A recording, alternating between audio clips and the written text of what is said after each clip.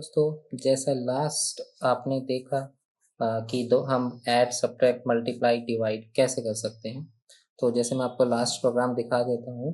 जैसे हमने last video में देखा था कि हम दो नंबर को ऐड कैसे कर सकते हैं।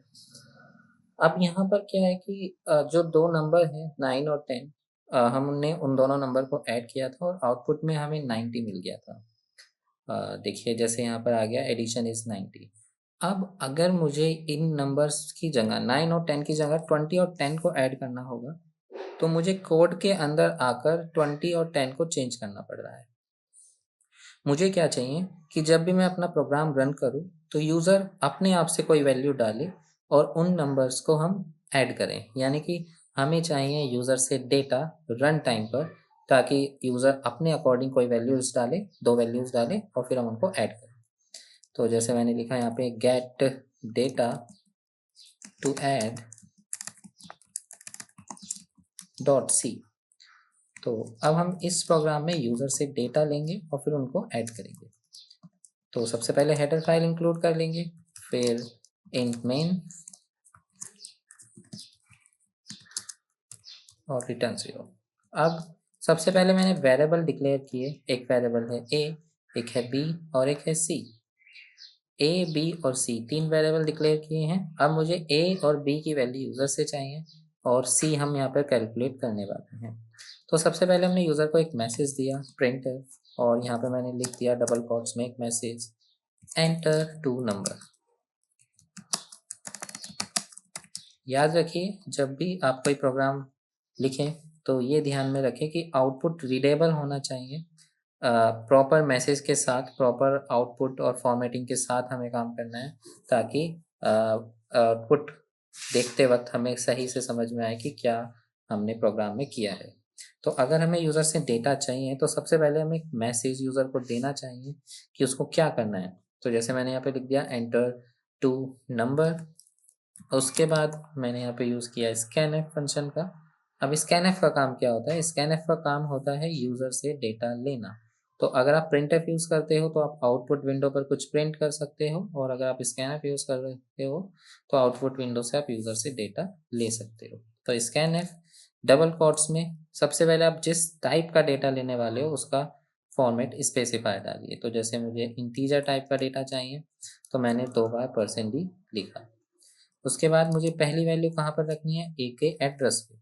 तो मैंने यहाँ पे लिखा address of a, and sign यहाँ पे रिप्रेजेंट करता है एड्रेस को, और फिर मैंने लिखा एड्रेस ऑफ बी और बी पर। तो जैसे मैंने 2 बार लिखा address of a comma address of b, तो इसका मतलब है कि जो भी यूज़र पहला नंबर डालेगा वो ए के एड्रेस पर आ जाएगा, और जो यूज़र दूसरा नंबर डालेगा वो बी के एड्रेस पर आ जाएगा। उसके बाद हमने कैलकुलेट किया सी, जो कि इक्वल्स होगा ए प्लस बी के। अब मुझे सी की वैल्यू को प्रिंट करना है, तो प्रिंट एफ डबल कोट्स में मैंने लिखा एडिशन इज %d, क्योंकि इंटीजर है उसका फॉर्मेट स्पेसिफाई %d है। अब हम उसको यहाँ पर प्रिंट कर देंगे सी। तो इस तरीके से हम यूज़र से डेटा ले सकते हैं और उनको ऐड कर सकते हैं। तो जैसे यहाँ पे आया एंटर 2 नंबर्स, मैंने एक नंबर डाला 89। अब मैं रन टाइम पर 2 नंबर स्पेसिफाई करूँगा और दूसरा नंबर मैंने डाला 11। तो अब मुझे आउटपुट में मिल गया एडिशन इज़ 100। तो इस तरीके से अगर आप यूज़र से कुछ डेटा लेना चाहते हो तो आप स्कैनएफ फंक्शन का यूज़ करके यूज़र से डेटा ले सकते हो। ऐसे ही एक और प्रॉब्लम को सॉल्व करते हैं। जैसे हमें सर्कल का एरिया कैलकुलेट करना है, तो मैंने यहाँ पर लिखा area of circle dot c. तो जैसा आप लोग जानते ही होंगे, एरिया ऑफ सर्कल का फॉर्मूला होता है पाई आर स्क्वायर। पाई एक कांस्टेंट है जिसकी वैल्यू होती है 3.14, या फिर अगर आप फ्रैक्शन पार्ट में देखना चाहते हैं तो 22/7। तो अगर आप फ्रैक्शनली देखना चाहते हैं तो 22/7, और अगर आप पॉइंट्स में देखते हैं तो 3.14। अब हमें सर्कल का एरिया कैलकुलेट करना है, तो नॉर्मल सी बात है, हमें ज़रूरत है रेडियस की। तो सबसे पहले हमें वेरिएबल डिक्लेयर करने पड़ेंगे। तो यहाँ पर मैं यूज़ करूँगा फ्लोट, क्योंकि आंसर पॉइंट में आ सकता है। एक वेरिएबल होगा एरिया, क्योंकि मुझे एरिया कैलकुलेट करना है, और मुझे यूज़र से क्या डेटा चाहिए, रेडियस। तो 2 वेरिएबल मैंने यहाँ पर डिक्लेयर किए। अब मुझे यूज़र से क्या चाहिए, मुझे यूज़र से चाहिए रेडियस। तो मैंने printf में एक मैसेज डाला, एंटर रेडियस। उसके बाद scanf, फिर फॉर्मेट स्पेसिफायर, जैसे मैंने बताया था फ्लोट का फॉर्मेट स्पेसिफायर होता है %f। अब मुझे रेडियस यूज़र से लेनी है, तो मैंने यहाँ पे लिखा एड्रेस ऑफ रेडियस। ठीक है, तो इस तरीके से सबसे पहले मैंने रेडियस इनपुट की। उसके बाद में मुझे एरिया कैलकुलेट करना है, तो एरिया इक्वल्स टू, ध्यान रहे जब भी आप नीचे कोई वेरिएबल यूज़ करो तो ध्यान में रहे कि वो वेरिएबल ऊपर डिक्लेयर होना जरूरी है। तो area equals to pi r square, तो 22 डिवाइड बाई 7।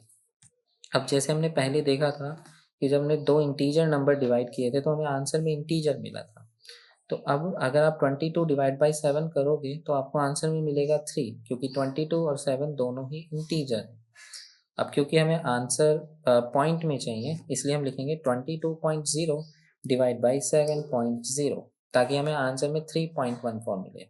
मैं यहाँ नीचे लिख देता हूँ, कमेंट डाल के मैंने लिखा, जो भी लाइन डबल स्लैश से स्टार्ट होगी सी लैंग्वेज उसको रीड नहीं करेगी, इसे बोलते हैं डॉक्यूमेंटेशन या कमेंट। तो मैंने यहाँ पे कमेंट डाली, 22 डिवाइड बाई 7 इक्वल्स टू क्या होगा, 3, जबकि 22.0 डिवाइड बाई 7.0 क्या होगा, वो होगा 3.14। आगे जो भी डिजिट होती हैं वे आ जाएंगे।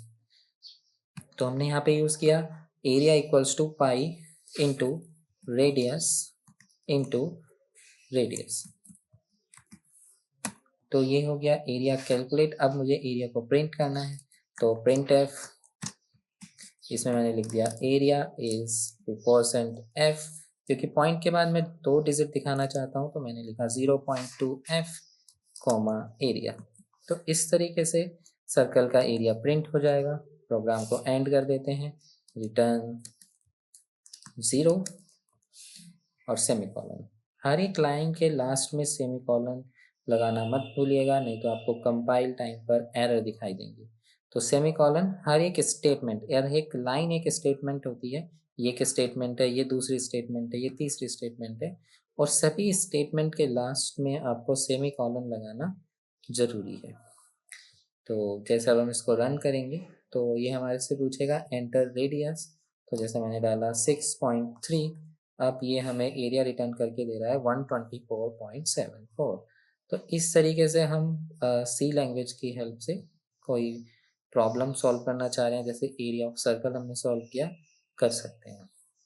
अब ऐसे ही आपके लिए एक टास्क है, आपको एक प्रोग्राम खुद से क्रिएट करना है, और प्रोग्राम क्या है, कैलकुलेट एरिया ऑफ रेक्टेंगल। ठीक है, एरिया ऑफ रेक्टेंगल का फॉर्मूला क्या होगा, वो होगा एरिया इक्वल्स टू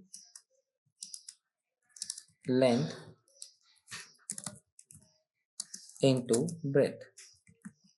तो सबसे पहले आपको लेंथ और ब्रेथ की वैल्यू यूजर से लेनी होगी, उसके बाद आप एरिया कैलकुलेट करेंगे और फिर उसको प्रिंट करेंगे। तो मैं आपको ओरली बता देता हूँ कि आप यहाँ पे फर्स्ट आप वेरिएबल डिक्लेयर करोगे, यहाँ पर फ्लोट एरिया लेंथ और ब्रेथ, कॉमा से इनको डिवाइड कर देना, area comma length comma breadth. उसके बाद आप प्रिंटफ में डालोगे एंटर लेंथ एंड ब्रेथ। उसके बाद आप स्कैनफ लगाओगे। अब क्योंकि आपको 2 डेटा चाहिए तो आप 1% की जगह 2 बार, सॉरी 1%f की जगह 2 बार %f लगाओगे, %f comma address of length comma address of breadth. उसके बाद आप लिखोगे area equals to length into breadth. उसके बाद आप सेम टू सेम उसको प्रिंट कर दोगे। तो इस तरीके से आप अपना कैलकुलेट एरिया ऑफ रेक्टेंगल वाला प्रोग्राम बना सकते हैं। तो बनाकर देखिए, जो प्रोग्राम मैंने बनाकर दिखाए हैं उनकी प्रैक्टिस कीजिए। जो भी प्रॉब्लम होगी कमेंट में लिखिए, मैं उसका आंसर आपको दूंगा। Thank you.